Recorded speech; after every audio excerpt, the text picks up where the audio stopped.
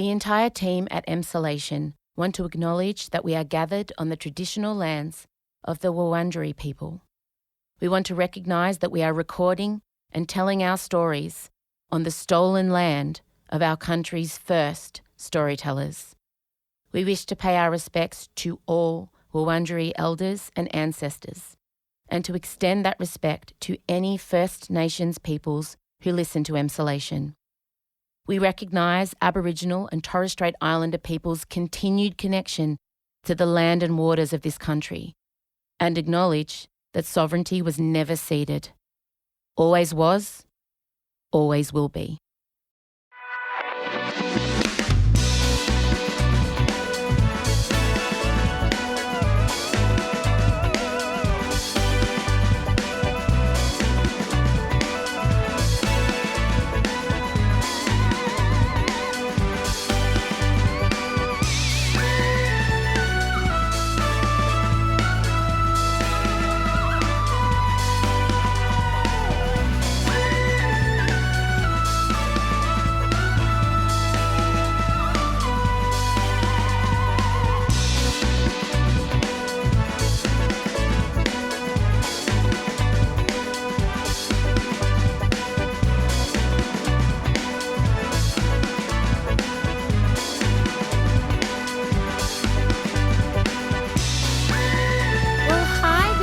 Welcome to Emsolation. My name is Em Russiano. I'm a writer, a singer, a stand-up comedian, a maximalist power queen, a neurodivergent message brain, and a podcaster. And together with my best friend since I was 11, award-winning screenwriter, though sadly not an international Emmy. Oh, Mr. Michael Lucas. We bring you this podcast every week. Look, he went to New York City with a medal around his neck. And the newsreader, of course, if you're not aware, my co-host Michael Lucas created and EP'd the smash hit ABC show, The Newsreader.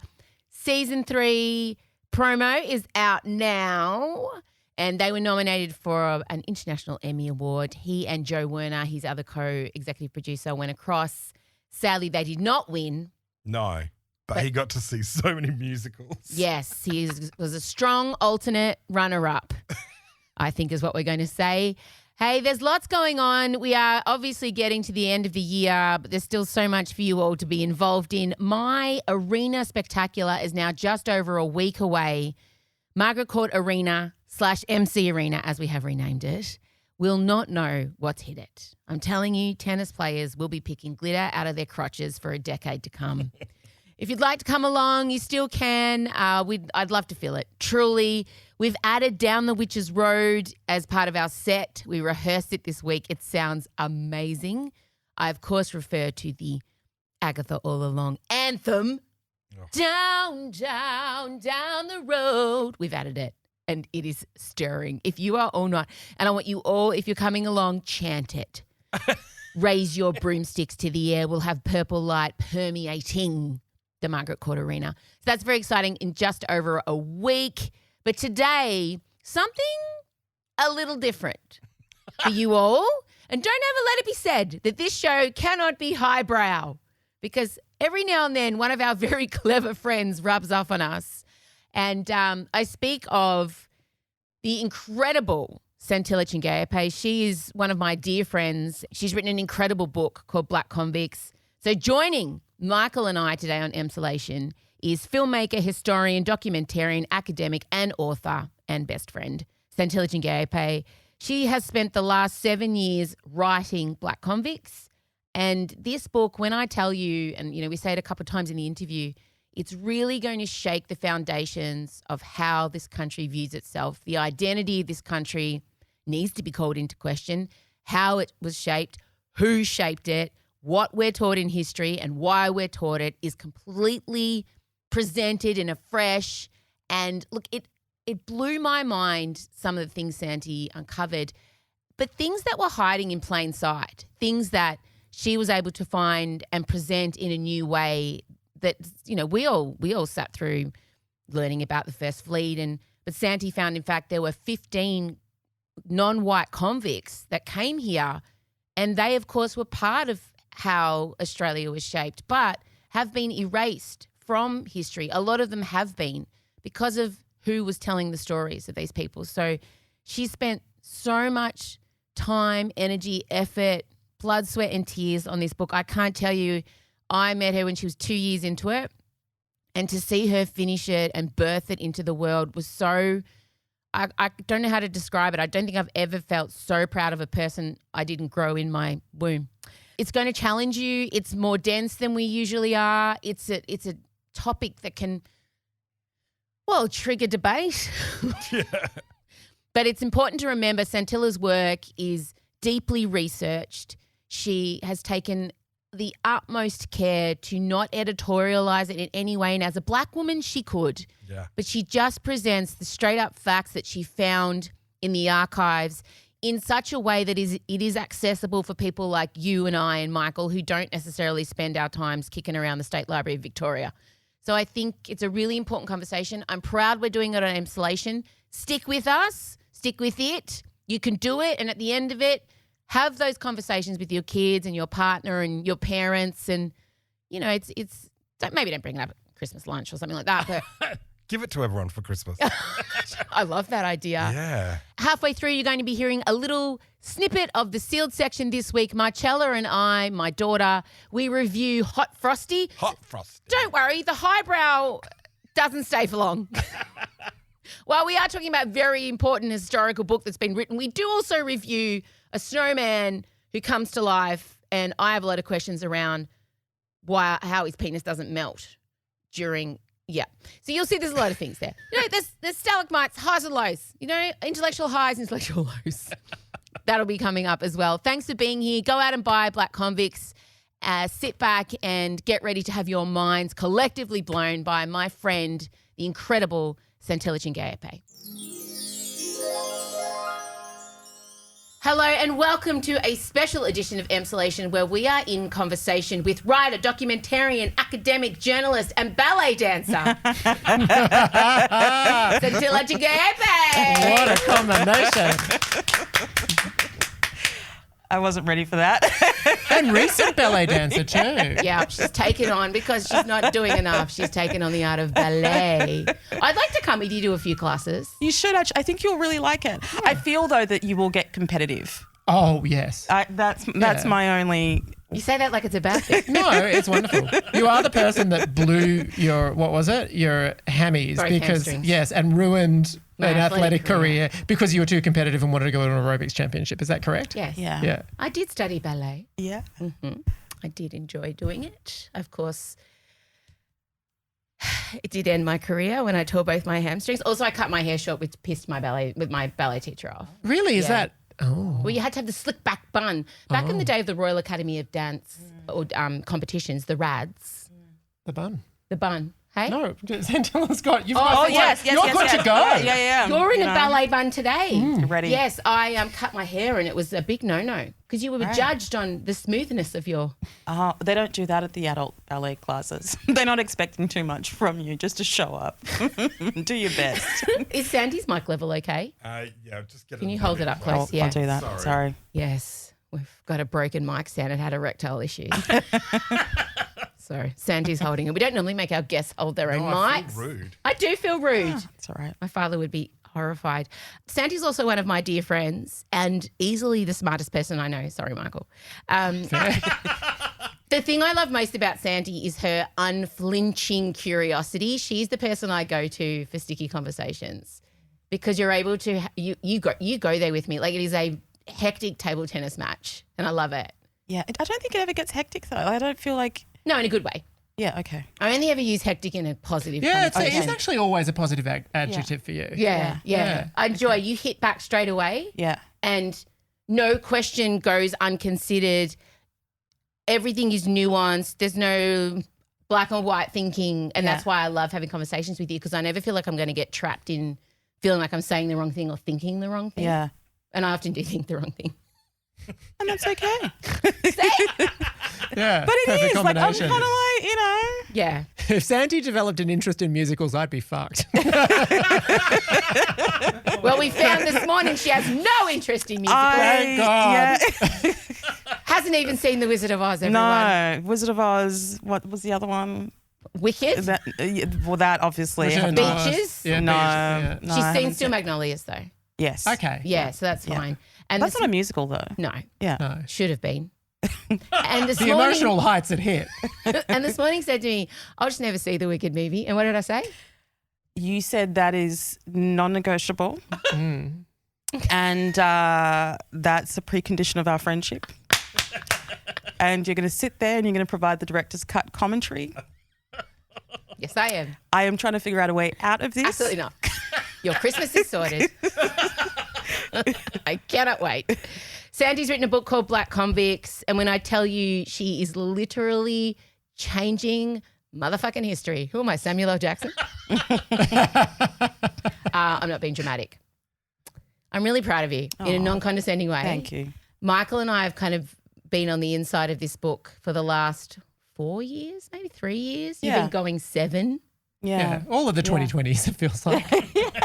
It's made me, and it's going to make you all question what we were taught in school about the history of our country.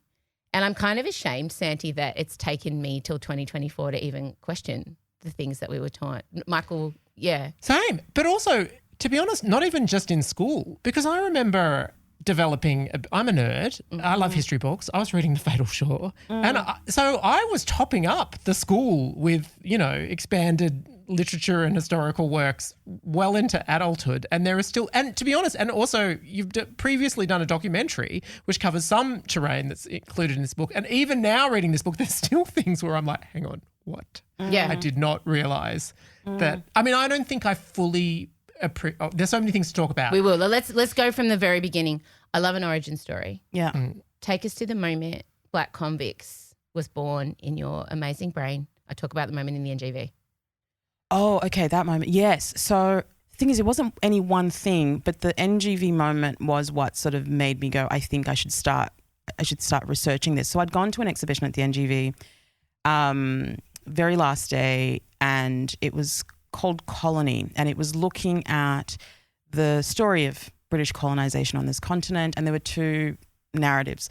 So the European perspective was on the ground floor, and then there was a First Nations perspective on the third floor. And just because of how it was all geographically placed, it just made sense to start at the bottom.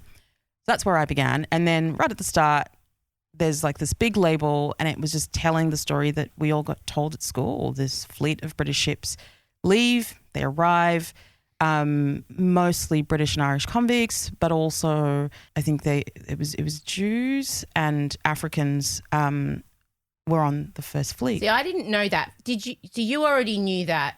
No, I did not Did know you about not the know first that? fleet. I knew that there were convicts of African descent Yes. in colonial Australian history, Yeah. but I didn't realise that it was First as fleet. early as a first fleet. We were all No. told in primary school, all white people, basically in my brain when I was a kid, they stole bread, they wore black and white outfits. Yeah. They were all white. Yeah. And they rocked up here. Singing sea shanties like the start of Little Mermaid. Yes. That's what I imagined. That was how it was taught to me. Fathoms And below. Also very much in terms of goodies and baddies. Yeah. That's a bit, how it was I taught also to me. visually, Yeah. for some reason, put some Les Mis in there. I know they're all French. Yes. But for some reason, I imagined Cosette. Yes. Yeah. Same. So you had the same visual as us of the First Fleet. Yeah. Yes. I mean, I don't think I'd internalised it as much Yeah. because it just felt very removed from my Yeah, own experience. of But it course. was a story that I understood and I knew, but I did not know this fact. And so I start going through the exhibition trying to find just who are these people and like tell me more. You know. So you saw that on the First Fleet there were Yeah, people of African descent, and Yeah, you yeah. went, And there was no further mention in the exhibition At all? That was it, done. oh, man. So I go home and I'm like, I need to know about these people, and that was the beginning of it. I was like, I just need to find who they are, verify their identities, and verify that they were black, of African descent, and see what comes out of that. And that process then opened up.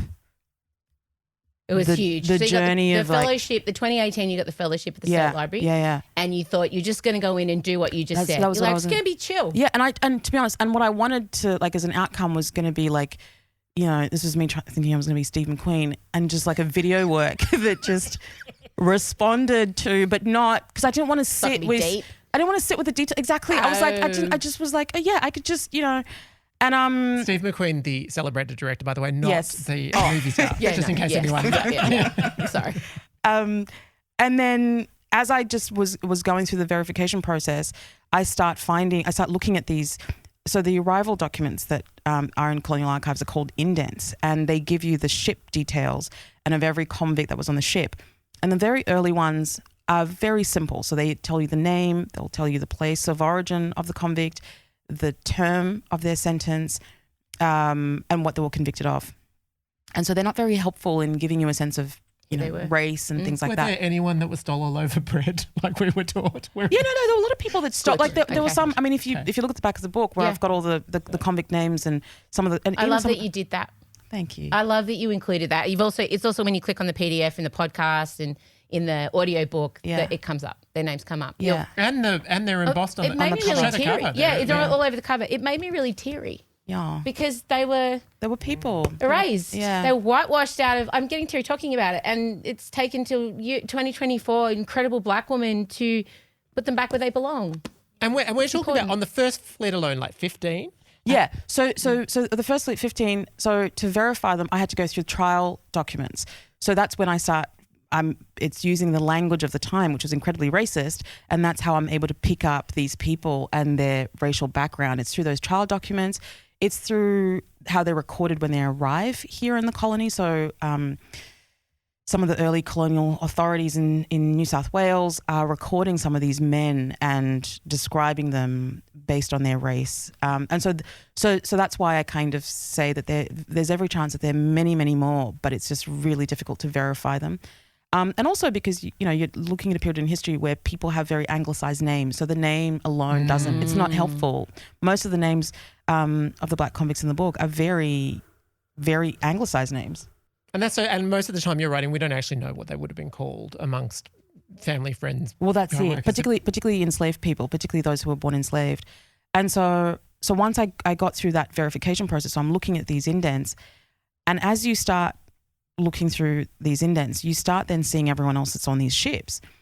And then later on, as there was more sophistication in the colonies, the colonial authorities started including specific things like complexion, like hair, chin, nose, all these things. And those were the things that then started to help me kind of determine Piece it together. the race. And so sometimes I wouldn't even be looking for anyone. I just went in to like verify something, and then all of a sudden I've got this whole ship where there's like 10 people who are described as black. And then, their hair is described as woolly. They're described as having broad noses. I mean, these are the sorts of, again, the ways in which they were making these distinctions. And then in the further remarks, they would. So black people of African descent in colonial archives are referred to as people of color, or the N-word, or black.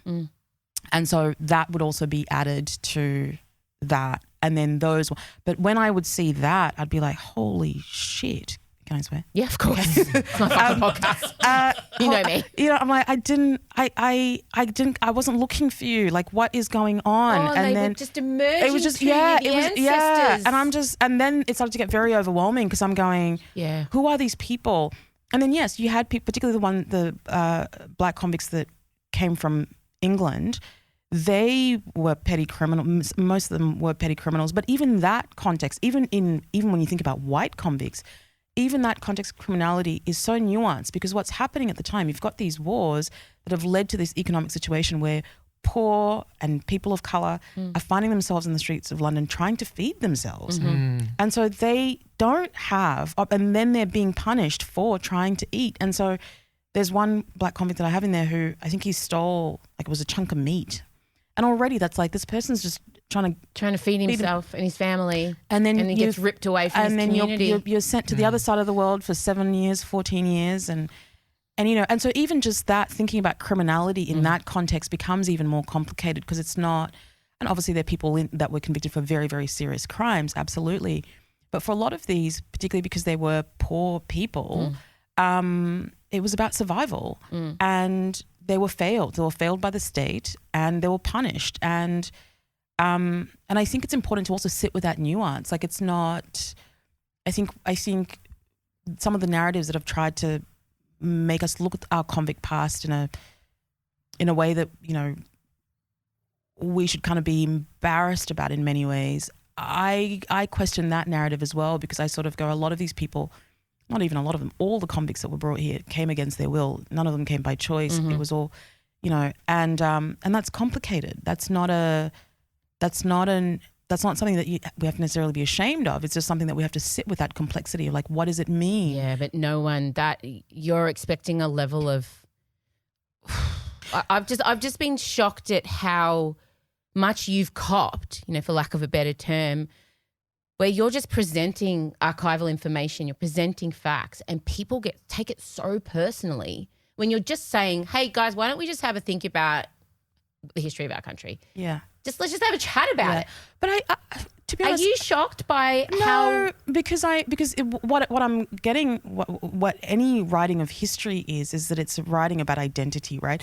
And identity is a thing that all humans hold dear, and there's a version of your identity and your story that you want to hold on to, and I can see why people want to defend a version of myth making around who they are and their identity and how they understand their place in the world, because once that's removed, it's like, well, who am I in the world? But you've also questioned the people who contributed to the narration of who we think we are, who we've allowed to tell the stories of history. The people that have delivered the information have shaped the way we view ourselves. Yeah.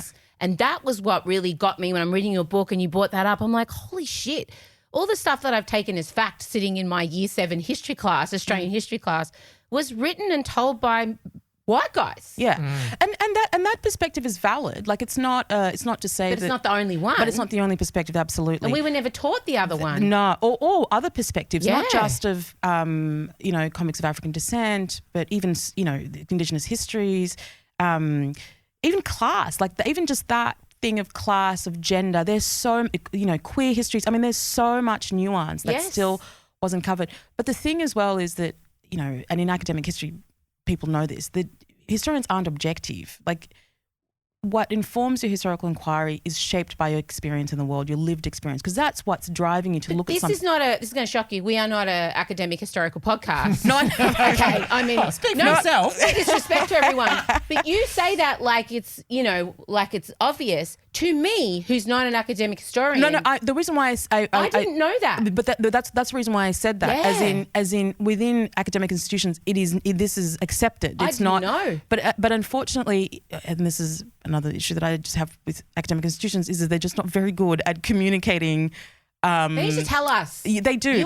They need to come No, down. absolutely. I agree. And I think, and that's right. And so it doesn't get translated. And so how people perceive history and who's writing history. Yes. It becomes. Never occurred to me that the patriarchal male perspective was neutral. Yeah. That's why a lot of male historians write about military history and it's not a surprise. And I can understand why I'd be interested, but that's not the thing that I'm particularly interested in. I'm particularly interested in how did people live? What was that, like that. But again, that's because that's how I'm trying to make sense of the world. Yeah. And there's nothing wrong with those perspectives. It's just, it's not the only perspective. And I think if we are to understand how we find ourselves where we find ourselves in this country that we now know as Australia, we have to understand the context of what led to the colonization of this continent. It's in this book, Black Convicts. Yeah.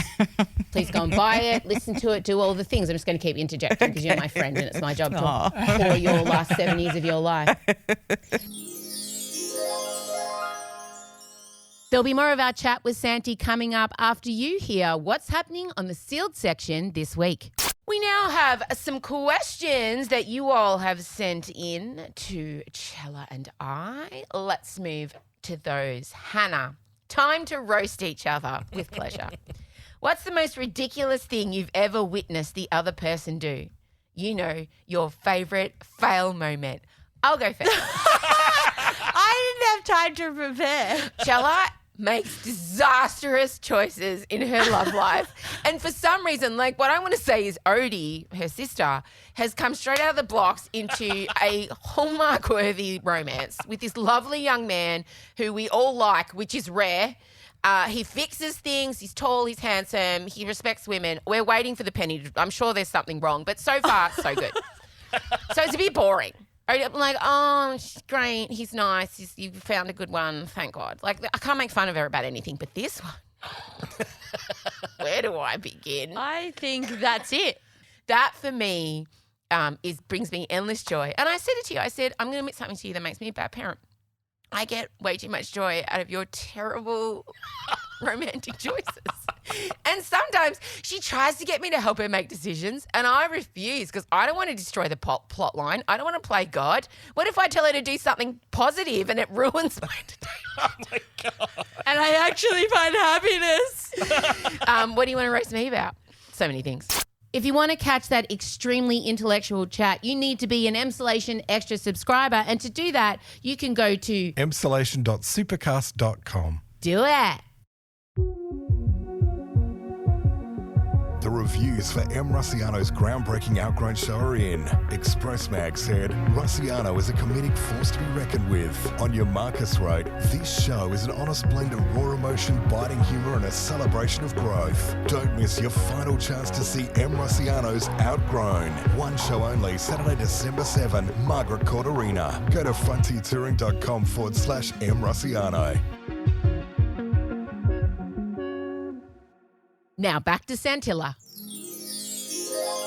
What blew my mind was, I guess, the byline here is how slavery shaped Australia. And obviously I knew that like the slave industry system and the convict system were happening parallel. But in my mind, they were very sort of separate. Same. Yeah. Because I felt, they were just incredibly separate. And then, but of course, a great number of these convicts also were in the slave system. Yeah. So, and that just broke my brain. Can you imagine that there are literal examples of people who were captured from homes in Africa and put in a slave trade and then taken to some part of the Americas potentially, and then somehow, or maybe commit a crime there, or somehow get to the UK and then a charge and get to Australia. But like, it just blew my mind that one person could have experienced all of that and the intersection of those two systems at this period of time. And I think the thing that is also very specific about a lot of the black convicts, particularly those that were born enslaved and were growing up on plantations, and this is why I wanted to make the connection, because you've got these two systems, yes, the convict system and the system of slavery and transatlantic slavery, and they do look like they're operating separately. But what's actually happening is that at this point in history, and this is what I wanted to do with the book, was I was like, let's zoom out. What's Britain doing? Like, it's got this empire, it's going around the world and it's colonizing all of these territories. Like, it's going to the West Indies, it's going to America, Virginia, all of these places. And what it's doing in every place that it's colonizing, it's dispossessing Indigenous people. Mm-hmm. It's then bringing in imported labor to sort of, work the economy, and it starts to become incredibly wealthy because this is how it's reaping these great profits. And that starts to lay the foundation of what then happens, because slavery sort of begins in the 17th century in earnest. And so by the time you then get to 150 years later and the ships arrive here, they've already set a precedent elsewhere. So then I sort of go, what else here is happening? Because you've got this empire that's building its wealth off labor exploitation. And they had started the convict system very early in the 17th century in Barbados. And so they used to send poor white people to work as convicts. And then they temporarily stopped it before they then started sending convicts to the US and elsewhere. And then they lost the American War of Independence. And so therefore they could no longer take convicts to the US. They had to find another place. Initially, they trialled West Africa, and then there was a late change in policy that went, well, there's this other place that, because there were parliamentary inquiries at the time, Joseph Banks, all the people that we've read about in history, they were essentially talking about this new place they think that could be a really good place to then set up colonies. And that's how this place ends up being colonized, and we start knowing and calling it Australia, because before that it was New Holland. And that's when the history, and you point this out in the book also, it seems like life didn't begin for these countries until they were colonized. That's how it's kind of sold to us, especially in primary school, that until then it's just kind of uninhabited and languishing and not much is going on, and they're all basically just waiting to be colonized by Europeans. Yeah. And we aren't taught about pre-arrival of colonization.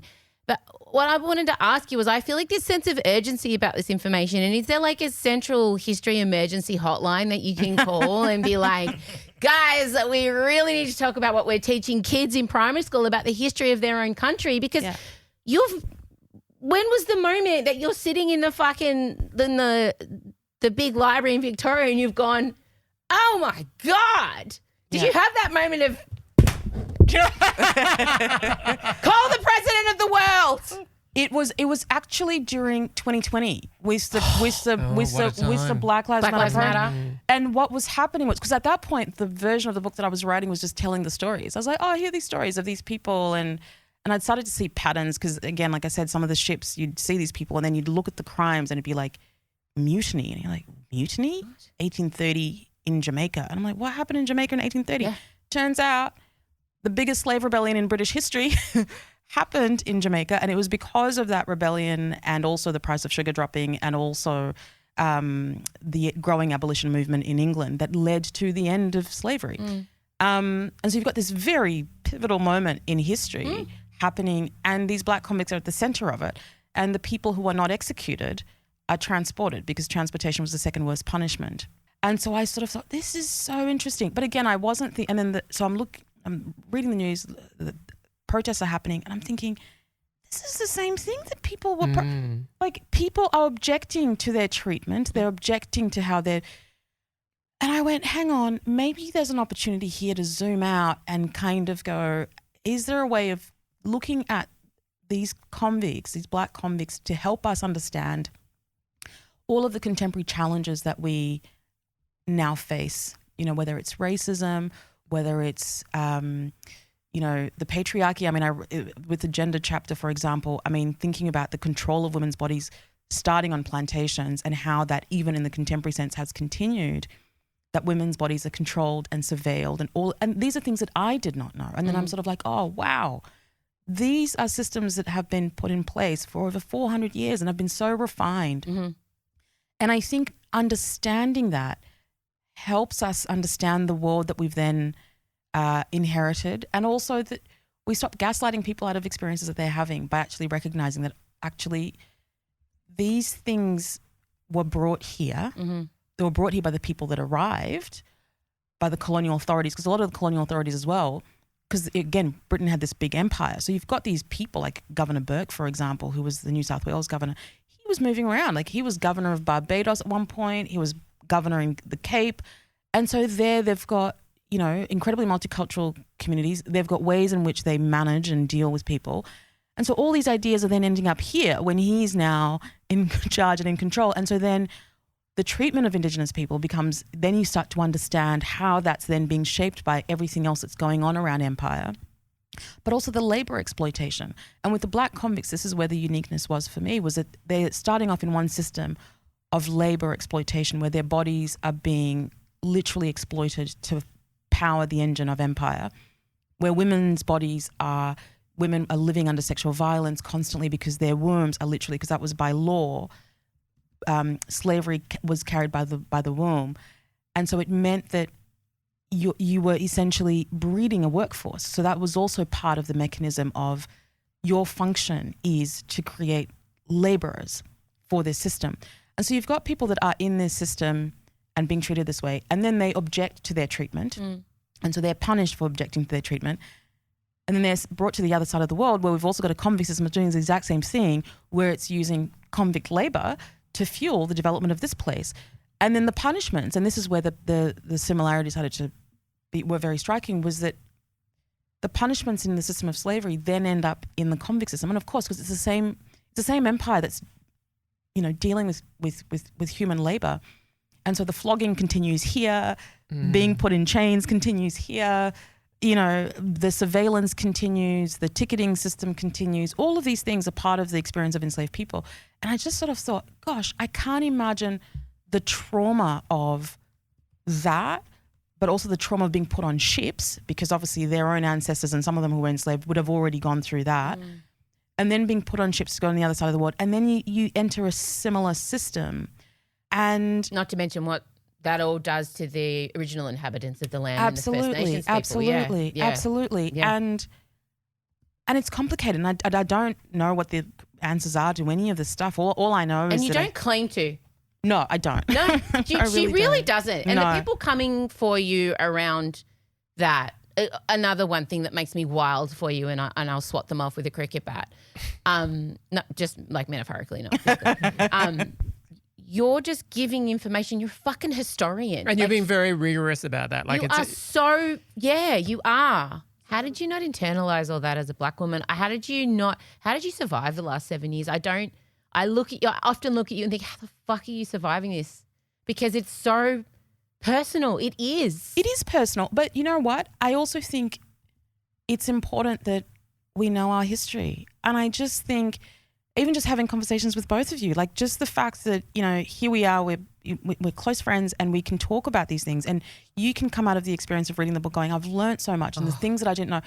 And that's why I did it. Like the fucking sun. Yeah, like I genuinely did, for that reason that's why I did it, because I was like,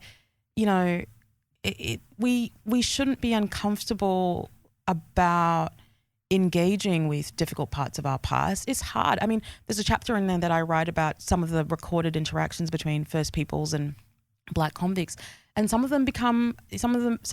those were violent. Some people had romantic relationships, and there were some that were employment relationships, and they're complex and complicated. But sitting with that was complicated, because I remember thinking there's a version of this you could just focus on the people that did good things and leave it there. Or it can be, no, how do I also consider this complexity? Because also, in the contemporary sense, I'm a black settler on colonized land, and I also have to think about how complicated. I don't know what the answers are, and I don't know if many of us know what the answers are, but I think we have to move beyond the discomfort and go, let's talk about it. Really, let's talk about it, because that's really how we move forward. But if we get so terrified to even engage and sweep everything under the rug, what ends up happening is the physical manifestations. And so you've got people walking around with so much trauma, so much pain, and there's just so, and I just think that there's so much good in this country, and people want the best, not just for themselves, for their neighbours. And unfortunately, for the longest time, a tiny but very influential group of powerful people have dictated to us who we are. White men, I'll say it. And there has to be a point where we sort of go, well, are we all those things? Are we? No. And why have we allowed them to shape every fucking thing? And that's what I want this book to do, and I want every emcellator, and I know this is outside the realms of our usual subject matter, but Michael and I both so passionately are part of this idea that Santi's putting out there, that have these difficult conversations with your kids especially, because that's how shit changes. That's how things move forward. That's how we break free of these patriarchal systems that are put in place for everyone to fail, even men now. Even men are not served by the patriarchy. So I think the fact that's why I feel really sense urgency about it and wanting to call the president of the universe and whoever that is and be like, I want to rock up to every primary school in Australia in the old Life Be In It vans, just painted with the Black Convict book, and just be like, kids, gather round, Auntie's here, and we're going to talk about the history. Santilla, you are a superhero. Oh. I firsthand saw a lot of things were happening to you behind the scenes that would have put most people off continuing this. I'm really glad you did it. I'm really proud of you as your friend. I've learned so much. I now have both my girls are reading it. Oh, wow. I think this is a really urgent matter. I want you guys to read it and talk to your kids about it in an age-appropriate way. I'm sure you'll find it. You're going to be doing some kids' books around it. Yeah. Fantastic. Don't shy away from the tough conversations. And thank you for doing, again, the labour that, I mean, I'm embarrassed. I'm ashamed. Oh, that's wild. We're in 2024. Thank you. Black Convicts out now, all good bookstores. You should get the audio version too, just in case I have audio and physical. Just in case I leave the house without the book, I can just pop in my ears. Well done, babe. God, the Thank emboss you. looks good. Oh, it's so good. It's lovely in these Get lights. Santi holding it Yeah. too, so she can look into the camera. Hey! Thanks, Santi. Emsolation with M. Rossiano is recorded at Down the Hill Studios, Hosted by Em Rossiano with Michael Lucas. Executive produced by Benjamin Wasley. Produced by Em Rossiano. Edited by Ezekiel Fenn with videos by James Henderson. Socials by Benjamin Wasley, Em Rossiano and Marcello Rossiano Barrow with assistance from Jim Evans and Isabella Hines.